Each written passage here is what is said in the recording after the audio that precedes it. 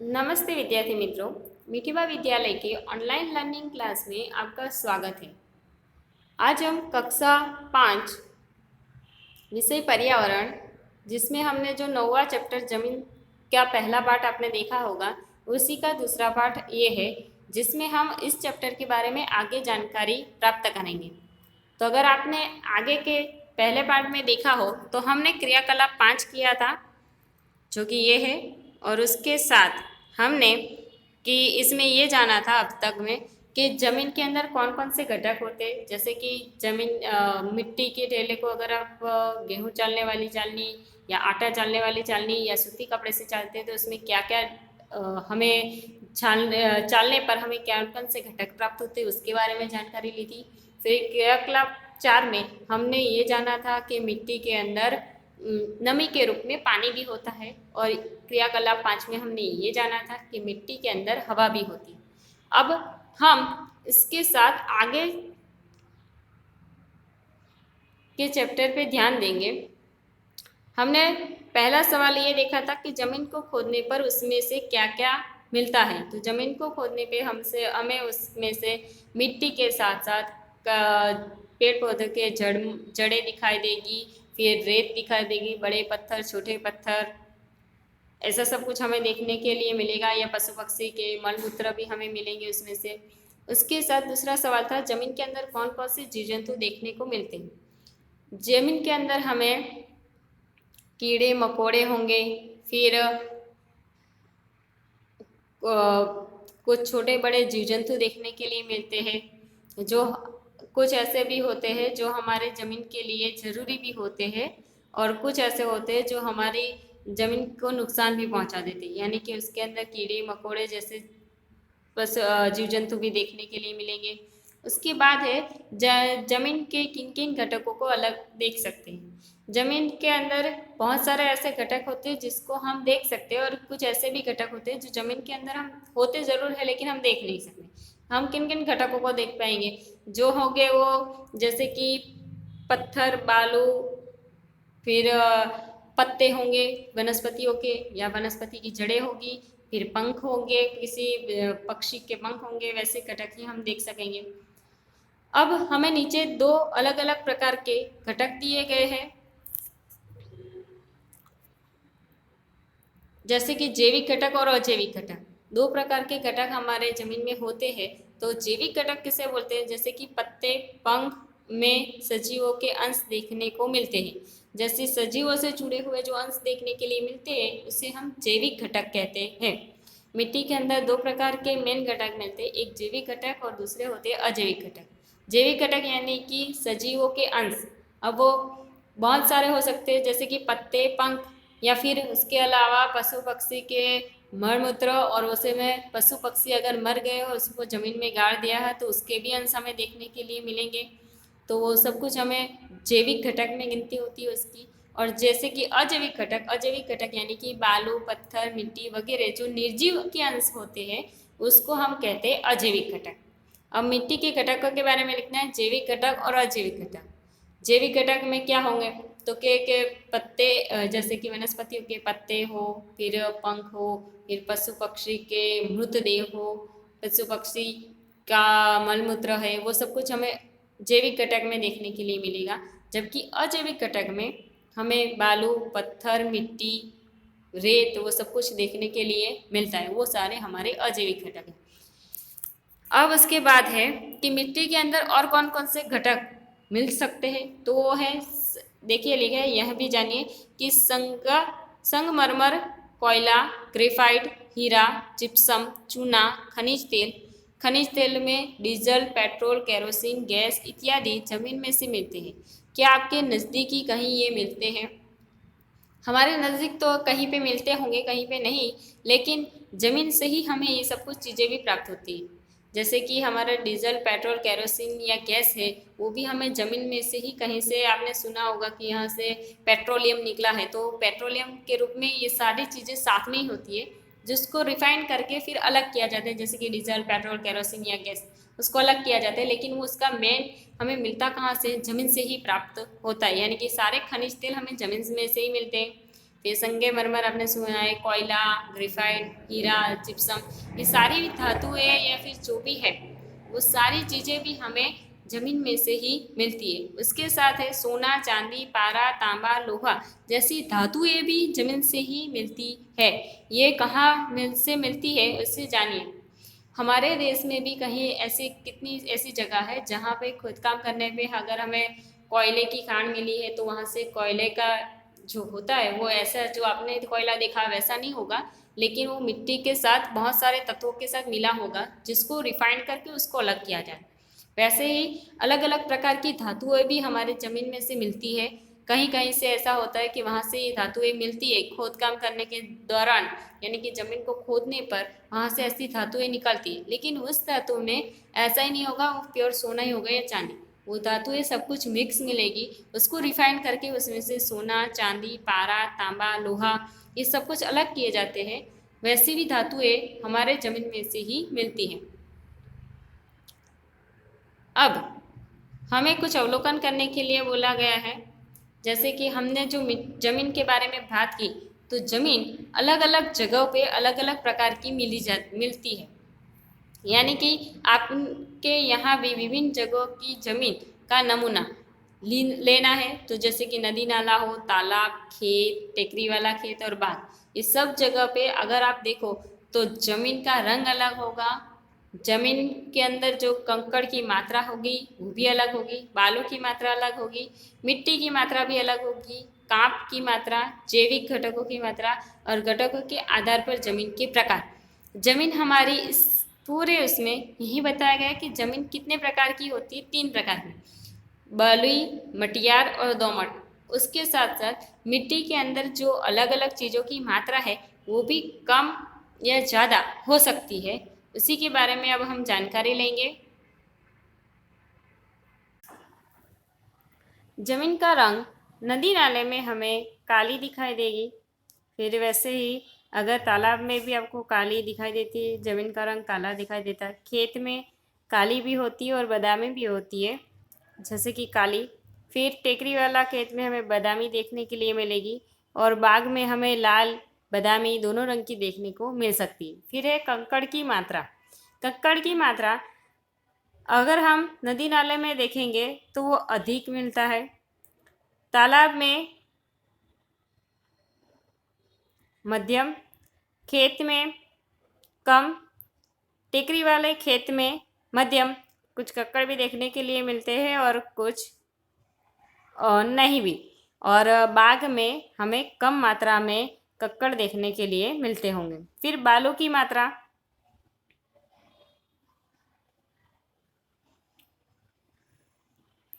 बालू की मात्रा नदी नाले में हमें अधिक देखने के लिए मिलती है, यानी कि रेत की मात्रा। फिर तालाब में भी हमें मध्यम देखने के लिए मिलेगी। फिर हमारा है खेत, तो खेत में कम दिखाई देगी, टेकरी वाले खेत में भी हमें कम, और तालाब में बाग बगीचे में भी हमें कम मात्रा में बालू की मात्रा मिलेगी। मिट्टी की मात्रा हमें नदी नालों में कम, तालाब में भी कम, फिर खेत में अधिक, टेकरी वाले खेत में भी मिट्टी की मात्रा अधिक होगी, और जबकि बाग में भी मिट्टी की मात्रा अधिक होगी। उसी तरह कांप की मात्रा, कांप की मात्रा अगर हम देखेंगे तो नदी नाले में हमें अधिक देखने की मिलेगी। फिर जो तालाब है उसमें भी अधिक, खेत में मध्यम, टेकरी वाले खेत में भी कम, और वहाँ पे भी हमें बाग में भी मध्यम सी देखने के लिए मिलेगी। जैविक घटकों की मात्रा, जैविक घटकों की मात्रा हमारे जो नदी नाले है उसमें अधिक मात्रा में मिलेगी, खेत में भी अधिक मिलेगी, जो हमारे खेत है उसमें मध्यम, बाग में भी मध्यम, और जो बाग है उसमें थोड़ा कम।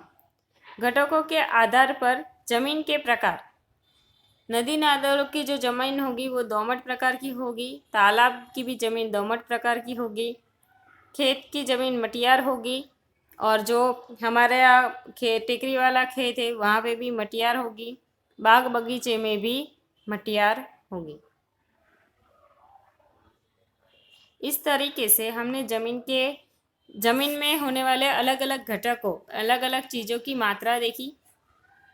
उसके साथ अब हम आगे जानेंगे कि जमीन के रंग के अनुसार और जमीन के घटकों के अनुसार जमीन के प्रकार। रंग के अनुसार जमीन के प्रकार। सामान्यतः जिस रंग की जमीन होती है उस पर से जमीन का प्रकार निश्चित किया जाता है। यदि जमीन लाल रंग की हो तो उसे लाल, और काले रंग की हो तो उसे काली, तथा बादामी रंग की हो तो उसे बादामी रंग के रूप में जाना जाता है। पहले भाग में ये बताया गया है कि जमीन के जो प्रकार है वो दो हिसाब से हो सकते हैं। एक तो उसके रंग के हिसाब से और दूसरा होता है उसके अंदर रहने वाले घटकों के हिसाब से।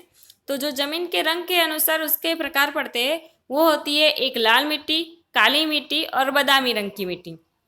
ये तीन प्रकार की मिट्टी देखने के लिए मिलती है। आपने भी देखी होगी काली मिट्टी, लाल मिट्टी और बादामी रंग, यानी लाल, काली तथा बादामी भी उसको कह सकते हैं, काली भी नहीं और बादामी भी नहीं, ऐसी होती है। तो ये तीन रंग के अनुसार होती है। जबकि जमीन के अंदर जो घटक है उसके अनुसार, यानी कि उपस्थित घटकों के अनुसार जमीन के प्रकार, उसके अंदर जो घटक है उसके अनुसार जमीन के प्रकार तीन प्रकार के हैं: बलुई जमीन, चिकनी जमीन और दोमट जमीन। बलुई जमीन, जिस जमीन में बालू की मात्रा सबसे अधिक होती है उसे बलुई जमीन कहते हैं। ऐसी जमीन के कण तुरंत अलग हो जाते हैं। बरसात के बाद ऐसी जमीन तुरंत सूख जाती है। बलुई जमीन यानी कि रेत वाली जमीन, जिसमें रेत की मात्रा अधिक होती है, जिसके कारण क्या होता है कि जब भी उसमें पानी, बरसात के बाद ऐसी जमीन तुरंत सूखी हो जाती है, यानी कि उसमें जितना भी पानी आप डालोगे वो पानी सीधा जमीन में नीचे उतर जाएगा और ऊपर की जमीन तुरंत ही सूखी हो जाएगी और उसकी जमीन के कण तुरंत अलग हो जाते हैं, यानी जमीन एकदम अलग अलग आपके बिखरे हुए कण, क्योंकि इसके अंदर रेत होती है इसीलिए कि वो जमीन क्या होती है, तुरंत सूख जाती है। उसके अंदर जो भी आप पानी डालते हो वो तुरंत नीचे उतर जाता है, ऐसा रहता है, उसको कहते हैं बलुई जमीन। आपने रेत में देखा ही होगा कि अगर रेत में कितना भी पानी डालो वो तुरंत नीचे सोख लेगा और ऊपर सूखी सूखी सी रेत ही दिखेगी। क्यों ऐसा होता है? क्योंकि उसमें पानी सोखने की क्षमता कम होती है।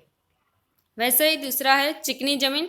जिस जमीन में मिट्टी का अनुपात सबसे अधिक होता है उसे चिकनी जमीन कहते हैं। बरसात पड़ने पर ऐसी जमीन चिकनी तथा फिसलने वाली बन जाती है। बिना नमी के मौसम में यह जमीन एकदम कठोर हो जाती है तथा इसमें दरारें पड़ जाती हैं। चिकनी जमीन यानी ऐसी जमीन जिसमें मिट्टी की मात्रा अधिक हो, यानी कि रेत और दूसरे पदार्थों की मात्रा कम हो। मिट्टी जब अधिक मात्रा में होती है वैसी जमीन में क्या होता है कि जब वो बरसात ज़्यादा पड़ता है तो वो बरसात की मौसम में फिसलने वाली, यानी कि चिकनी मिट्टी होने के कारण वो फिसलने वाली बन जाती है। और बिना नमी के मौसम में, यानी कि बिना बरसात वाले मौसम में, उस जमीन एकदम कठोर हो जाती है।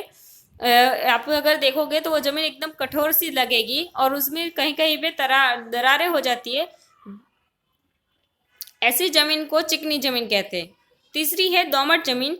जिस जमीन में कांप या सेंद्रीय पदार्थों की मात्रा अधिक होती है उसे दोमट जमीन कहते हैं। दोमट जमीन उपजाऊ होती है। दोमट जमीन यानी कि कांप वाली जमीन, यानी कि जो नदी के बहाव के साथ जो नदी जब बहती है तो उसके आसपास की जो जमीन रहती है तो वो जो जमीन होती है वो कांप या सेंद्रीय पदार्थों की मात्रा में उसमें अधिक पाया जाता है। इसीलिए नदी नालों के आसपास नदी के आसपास जो भी खेत रहते हैं उसमें वो ज़्यादा उपजाऊ होते। क्यों? क्योंकि उसकी ज़मीन में कांप की मात्रा और सेंद्रीय पदार्थों की मात्रा अधिक होती है, इसीलिए उसको दोमट जमीन कहते हैं, जिसमें कांप या सेंद्रीय पदार्थों की मात्रा अधिक हो। और वो कहाँ पे हमें देखने के लिए मिलेगी? नदी के आसपास। पढ़िए और लिखिए जमीन के कौन कौन से प्रकार है। जमीन के तीन प्रकार: एक बलुई जमीन, चिकनी जमीन, दूसरा और तीसरा है दोमट जमीन। किस प्रकार की जमीन पर बरसात पड़ने के तुरंत बाद पानी नहीं दिखाई देता? किस जमीन में हमें बरसात पड़ने के बाद तुरंत पानी नहीं दिखाई देगा? वो है हमारी बलुई जमीन। लिखा है बरसात के बाद जमीन तुरंत सूख जाती है। ऐसी जमीन में हमें पानी देखने के लिए नहीं मिलेगा। बरसात पड़ने पर किस प्रकार की जमीन चिकनी तथा फिसलने वाली बन जाती है? हमने देखा उस हिसाब से चिकनी जमीन में हमें बरसात पड़ने पर फिसलने वाली और चिकनी बन जाती है। जबकि किस प्रकार की जमीन को सबसे अधिक उपजाऊ कहा जाता है, तो उसमें आएगा दोमट जमीन। दोमट जमीन उपजाऊ होती है, दोमट जमीन उपजाऊ होती है, इसलिए दोमट जमीन इसका जवाब है। फिर है क्रियाकलाप 6। क्रियाकलाप 6 के दौरान हम यही जानेंगे कि कैसे अलग अलग प्रकार की जमीन में कितना पानी सूखता है, क्या है वही देखिए। अब आगे क्रियाकलाप 6 में क्या चाहिए। क्रियाकलाप 6 करने के लिए हमें चाहिए 3 पारदर्शी बरनी, 3 प्लास्टिक या कांच के कीप, सूती कपड़े के 3 टुकड़े, पानी, बलुई, चिकनी और दोमट जमीन का नमूना। इसमें आपको चित्र में दिखाया गया है उस हिसाब से बलुई जमीन, चिकनी जमीन और दोमट जमीन 3 अलग अलग बरनियों में पहले किया गया है। बरनी ली है, उसके ऊपर जो ये कीप दिखाई दी है, ये जो आपको कीप दिखाई दे रही है, उसके अंदर रबर से उसको क्लियर कर दिया है और उसके अंदर फिर वो 3 प्रकार की ज़मीन के नमूने डाले गए। इस वाले में बलुई, इसमें चिकनी और इसमें दोमट। फिर उसमें से क्या किया है कि ऊपर से पानी डाला गया है। यहाँ से हम अगर उसमें पानी डालेंगे, तीनों में एक ही समान डालेंगे। देखिए नीचे लिखा है उस हिसाब से क्या करेंगे। बुलाई, चिकनी और दोमट जमीन के नमूने लीजिए। आर पर देखा जा सके ऐसी 3 समान बरनी लीजिए। एक बरनी पर बलुई जमीन, दूसरी बरनी पर चिकनी और तीसरी बरनी पर दोमट जमीन के चिट चिपकाइए। प्रत्येक बरनी पर एक एक टिप समायोजित करके उनमें सूती कपड़ा भिगोकर रखिए। बरनी पर लिखे नाम के अनुसार समान मात्रा में जमीन का नमूना लेकर कीप पर रखिए। मैंने कहा उसी हिसाब से ऊपर हमें कीप पे वो जमीन के प्रकार के नाम लिखे, उस हिसाब से हमें वहाँ पे वो जमीन के थोड़े एक ही मात्रा में वो जमीन के नमूने भरने हैं। पहले में हमने बलुई जमीन भरी है, दूसरे में चिकनी और तीसरे में दोमट जमीन। अब प्रत्येक कीप में समान आयतन यानी कि 1 लोटा पानी गिराई। सभी में एक ही समान, एक ही जितना पानी डालना है। अगर मैं तीनों में एक ही लोटा पानी डालूंगी, जिसमें इस हिसाब से कहा गया उस के हिसाब से कि तीनों में 1 लोटा हम पानी डालेंगे, तो फिर उसका अवलोकन करना है। अवलोकन करने पे आपको पता चलेगा। देखिए चित्र में दिखाया गया उसी हिसाब से बलुई जमीन में नीचे बरनी में जो पानी की मात्रा है वो अधिक है। क्यों? क्योंकि वो बलुई जमीन है, वो उसके अंदर पानी शोषित करके नहीं रखती है और जितना भी पानी हमने डाला होगा वो पूरे का पूरा बरनी में हमें नीचे दिखाई देता है, यानी कि वो पूरे का पूरा पानी नीचे आ गया। जबकि दूसरी जो चिकनी जमीन है उसमें बलुई जमीन से कम पानी है, यानी कि चिकनी जमीन में जो ऊपर जो मिट्टी है उसमें थोड़ी सी नमी के रूप में पानी को शोषित करके रखा है। बाकी जो ज़्यादा पानी था वही नीचे आया है। जबकि दोमट जमीन तीसरे बीकर में यानी कि तीसरी बरनी में देखिए तो दोमट जमीन में सबसे कम पानी नीचे नितर का है, यानी कि उसमें पानी को शोषित करके अपने पास संग्रहित करने की क्षमता अधिक है। वही चीज़ हमें अवलोकन में भी करनी है। अवलोकन में वही चीज़ें की गई है कि अवलोकन सही विकल्प के सामने सही का निशान करिए। अब देखिए पानी उतरने की गति बलुई जमीन में कौन सी होगी? तेज, चिकनी जमीन में मध्यम और दोमट जमीन में मंद, यानी कि सबसे कम गति से पानी नीचे उतरा होगा। बरनी में पानी का स्तर बलुई जमीन में बरनी में पानी का स्तर कैसा है? अधिक, जबकि चिकनी जमीन में मध्यम और दोमट जमीन में कम। कीप पर मिट्टी में संचित पानी, जो कीप पे ऊपर हमने मिट्टी रखी है वहाँ पे पानी की संचित यानी कि पानी को कितना संग्रहित करके रखा होगा वो बलुई जमीन में आपने देखा एकदम कम मात्रा में उसमें शोषित करके रखा होगा। चिकनी जमीन में मध्यम और जबकि दोमट जमीन में सबसे ज़्यादा पानी शोषित करके रखा होगा। तो ये आपका अवलोकन है, जो हमने ऊपर चित्र में देखा उस हिसाब से यही अवलोकन निकलता है।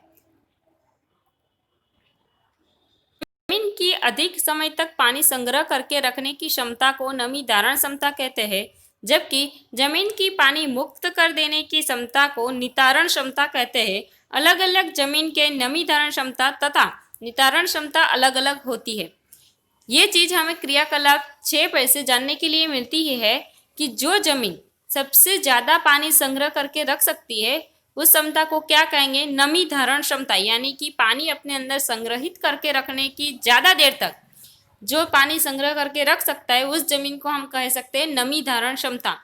और जबकि जो पानी जमीन में से जल्दी ही मुक्त हो जाता है वैसी वाली जमीन को हम कह सकते हैं नितारण क्षमता कहते हैं, यानी कि जो जो जमीन पानी अपने अंदर से जल्दी छोड़ देती है उस क्षमता को कहते हैं नितारण क्षमता। अलग अलग जमीन की नमी धारण क्षमता तथा नितारण क्षमता अलग अलग होती है। सोच कर कहिए, उसमें आपको 3 सवाल दिए गए हैं कि बलुई जमीन में पानी क्यों शीघ्रता से उतर जाता है। बलुई जमीन में पानी शीघ्रता से नीचे इसलिए उतर जाता है क्योंकि बलुई जमीन में रेत की मात्रा अधिक होती है जो पानी को अपने अंदर संग्रहित नहीं करती है, इसीलिए उसकी नितारण क्षमता सबसे अधिक होती है, इसीलिए बलुई जमीन में पानी शीघ्रता से नीचे उतर जाता है। दूसरा सवाल है, चिकनी जमीन में पानी क्यों धीरे धीरे उतरता है।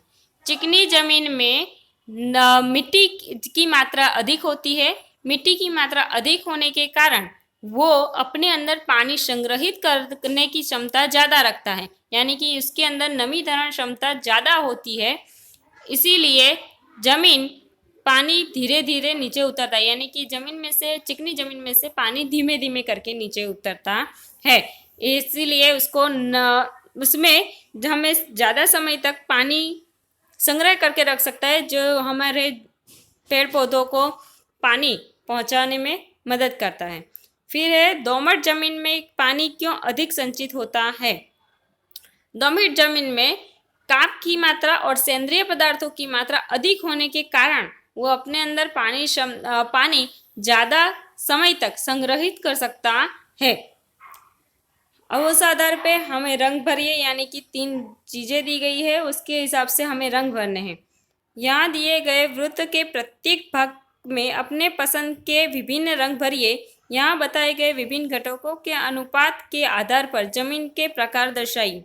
चित्र के नीचे दिए गए विकल्प में से सही विकल्प पर सही का निशान कीजिए। जिसमें ज़्यादा बाल, पहला जो हमारा वृत्त है उसमें बालों की मात्रा हमें सबसे अधिक दिखाई गई है यहाँ, इसीलिए ये कौन सी जमीन हुई, बलुई।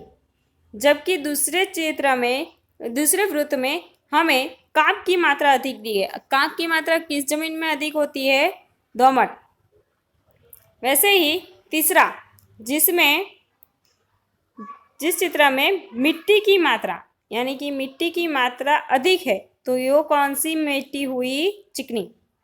इस प्रकार से उसमें अलग अलग रंग भरने हैं और जो चित्र दिए गए उस हिसाब से मैंने उसके वृत्त के अलग अलग भाग आपको बता दिए, यानी कि ये मिट्टी कौन सी है वो किस प्रकार से पता चलेगा, तो उसमें जिस चीज़ की मात्रा अधिक होगी उस हिसाब से पता चलेगा।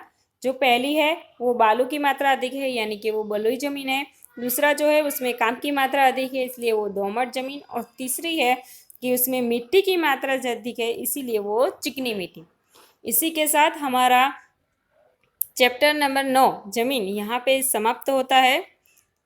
अब हम आगे के दूसरे वीडियो में चैप्टर नंबर 10 दिन रात के बारे में चर्चा करेंगे। तब तक इस चैनल को सब्सक्राइब करें। सब्सक्राइब करने के साथ उसके बाजू में दिए गए बेल आइकन को क्लिक कीजिए और ऑल नोटिफिकेशन पे अनेबल कर दीजिए, जिससे हमारी चैनल पे आने वाले सभी वीडियो आपको आसानी से मिल सके।